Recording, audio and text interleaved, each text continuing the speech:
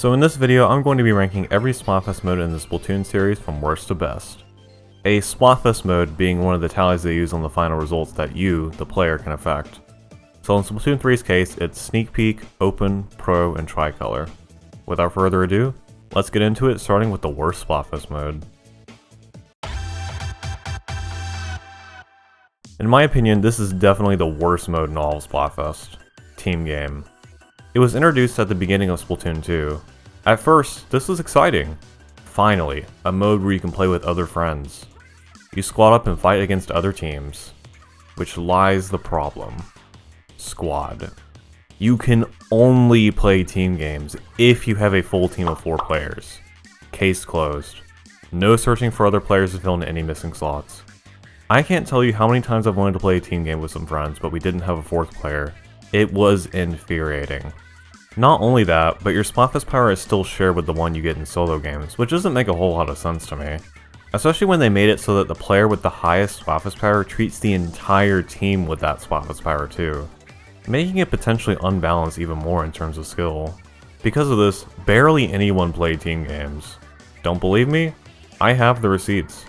According to the exact results pulled from Splatnet 2, on average only about 4% of the games played in each Splatfest were team games.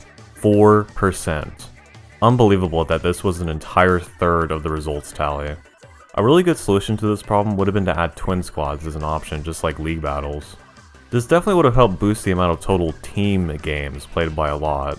Not only that, it would have also been a good opportunity to have your Splatfest power be separate for team games. Could have had like a team top 100 or twin top 100 or Splatfest, which would have been really cool to compete for.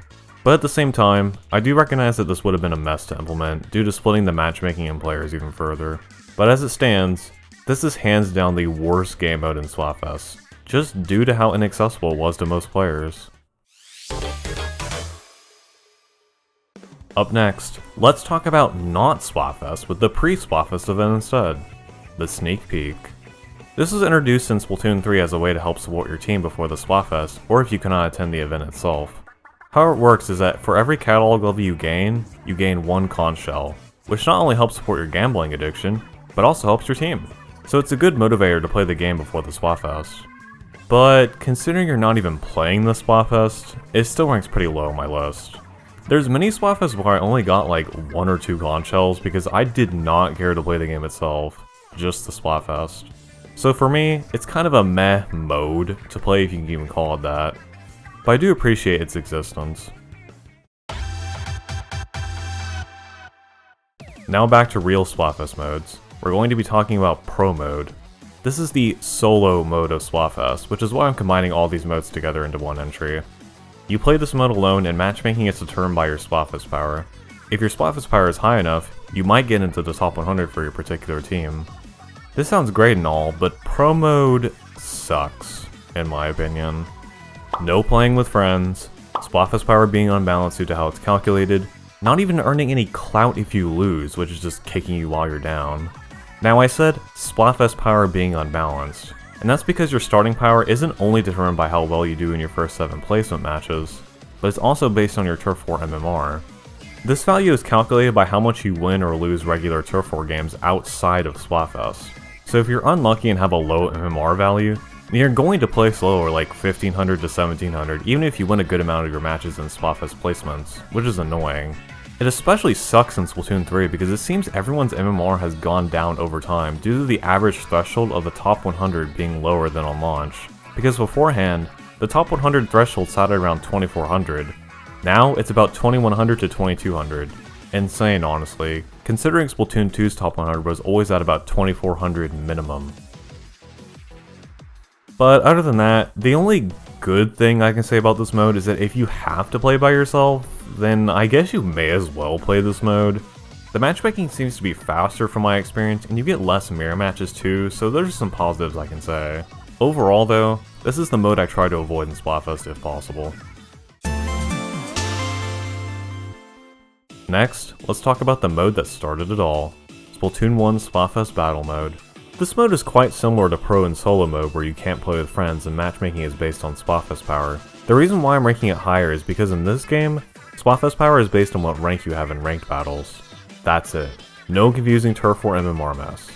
So so it at least makes it fair for everyone to get top 100 each Splatfest, basing it more on skill to win more matches, which in my opinion is better. Also, just as a side note, before Splatfest Power was introduced in Splatoon 1, matchmaking was based on playstyle rather than power levels, which I do understand why they had to change. I mean, come on.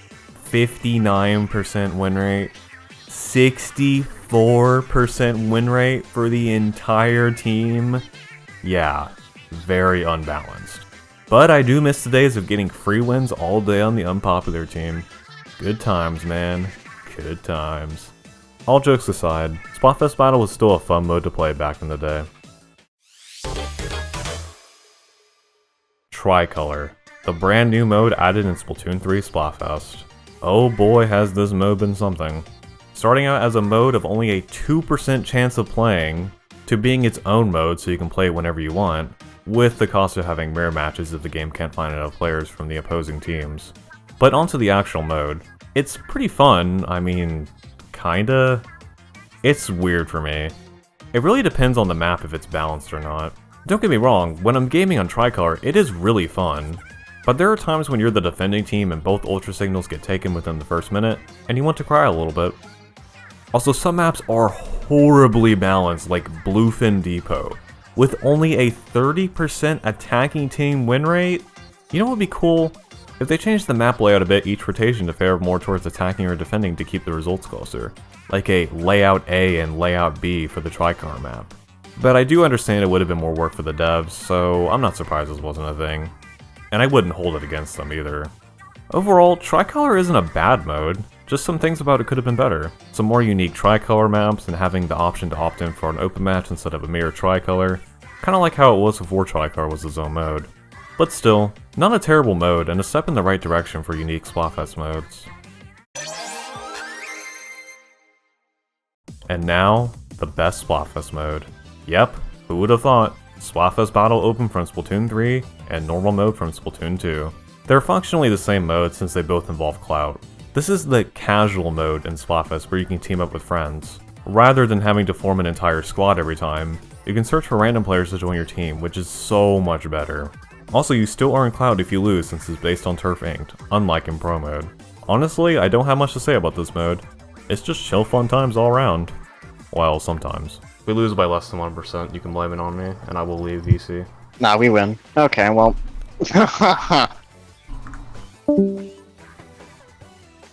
So that's the list. Let me know if you agree with my rankings or what your rankings might be. And also what other cool or quirky modes they could add in the future. Maybe they do add a twin squad mode and have a top 100 duos list. Who knows? Can't wait for Quad Color Turf War in Splatoon 4. Thanks for watching.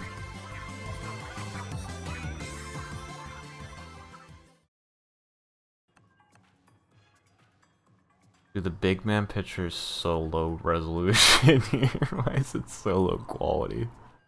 I like, just found a. He's like, eh. I just found a sheet of paper. Like 2 pixels.